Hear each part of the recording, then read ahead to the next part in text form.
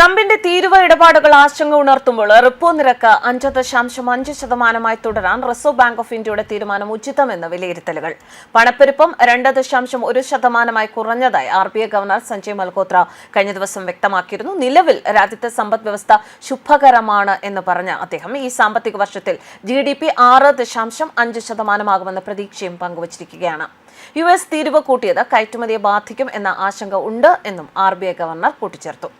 ലോകത്തിന്റെ വികസനത്തിന് യുഎസിനേക്കാൾ കൂടുതൽ സംഭാവന നൽകുന്നത് നമ്മുടെ രാജ്യം ഇന്ത്യയാണെന്ന് RBI ഗവർണർ സഞ്ജയ് മൽഹോത്ര.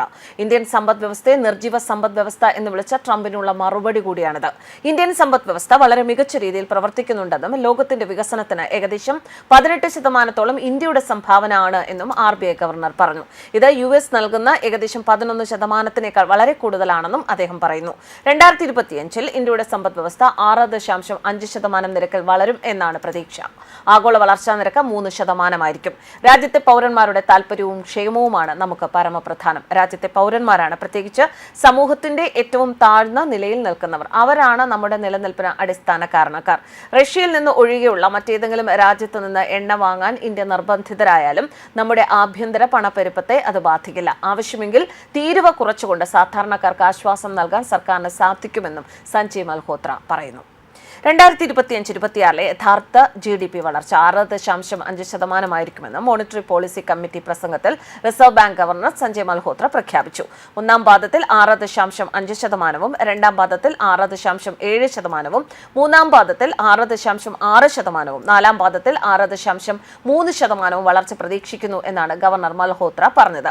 2026-27 ഒന്നാം പാദത്തിലെ യഥാർത്ഥ GDP വളർച്ച 6.6% പ്രവചിക്കപ്പെട്ടിട്ടുണ്ട്. നടപ്പ് സാമ്പത്തിക വർഷത്തേക്കുള്ള പണപ്പെരുപ്പ പ്രവചനം 3.7%-ൽ നിന്ന് 3.1% പരിഷ്കരിച്ചു. നല്ല മൺസൂൺ, കുറഞ്ഞ പണപ്പെരുപ്പം, അനുകൂലമായ സാമ്പത്തിക സാഹചര്യങ്ങൾ എന്നിവ ആഭ്യന്തര സാമ്പത്തിക പ്രവർത്തനങ്ങളെ പിന്തുണയ്ക്കുന്നത് തുടരുന്നു എന്ന് RBI പറഞ്ഞു. ശക്തമായ സർക്കാർ മൂലധന ചിലവ് ഉൾപ്പെടെയുള്ള ധനനയങ്ങൾ പൊതുവെ സമ്പദ് വ്യവസ്ഥയിൽ ഡിമാൻഡ് വർദ്ധിപ്പിക്കുമെന്നും റിസർവ് ബാങ്ക് പ്രതീക്ഷിക്കുന്നു. ചുരുക്കി പറഞ്ഞാൽ പലിശ നിരക്കുകൾ കുറയ്ക്കാതെ തന്നെ ഇന്ത്യൻ സമ്പദ് വ്യവസ്ഥയുടെ വളർച്ച നിലനിർത്താം എന്ന നിലപാടിലാണ് റിസർവ് ബാങ്ക്. RBI ഗവർണറുടെ പ്രഖ്യാപനത്തിൽ നിന്ന് ഇത് വ്യക്തവുമാണ്.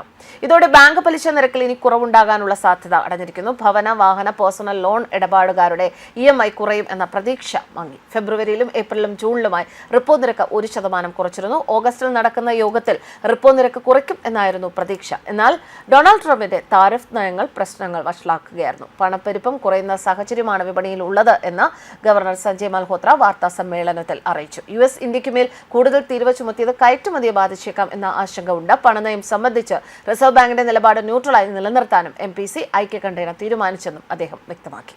ന്യൂസ് ഡെസ്ക് കർമ്മ ന്യൂസ്.